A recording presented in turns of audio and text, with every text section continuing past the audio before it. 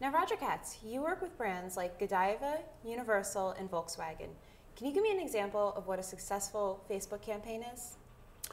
Well, so Michelle, this new field of social media marketing allows brands to connect with consumers in ways that they haven't been able to do up till now online. So a brand can actually provide experiences to their consumers, like maybe configuring an automobile and asking their friends what color or what model suits them, or interacting with the product in new ways, like sending a virtual chocolate to a friend with a personal message.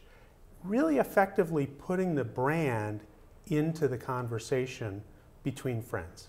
And now, what results have you gotten for companies like Godiva, for companies like Universal? What have they seen in terms of user engagement?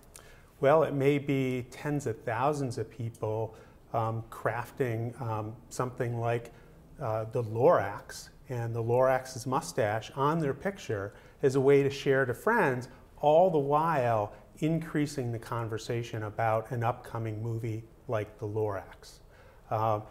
And again, that could be 10,000s of people. In some cases, it could be hundreds of thousands or millions of people. And we've experienced engagement across the spectrum for the types of brands that we're working with. Now, last year when Netflix changed its pricing structure, it tried to reach out to its fans via social networking. However, that didn't go over so well. How can a company relay that type of news to their fans effectively via social networking? Right, well, I can't really comment on what Netflix went through. What I can say is that was a fairly controversial topic, and it probably played out in social media much the way it played out on the street.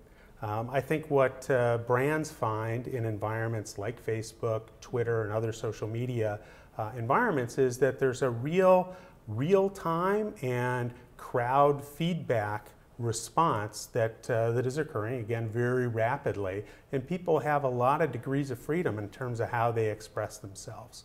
And that goes with the territory. So there's a lot of goodness in working with social media from a brand, but there's also some risks with that as well, because people are expressing themselves in their own language, not necessarily in the language that the brand wants them to use. And now for a company like McDonald's, for example, which recently had a Twitter campaign that didn't do so well, you know, some people said it was because it was too much advertising. How can brands avoid that type of response when they're using Facebook, when they're using when they're using Facebook, when they're using Twitter, and things like that? Yeah, that's a great question. I think, first of all, the brand needs to understand their audience and what their audience expects out of the brand. And then they need to interact with that audience in a way that adds value and meets those expectations. If it's anything less, the audience starts to fall off or stops listening. This market is stock pickers market. Stocks have rallied this year. We're coming into a Monday where we're going to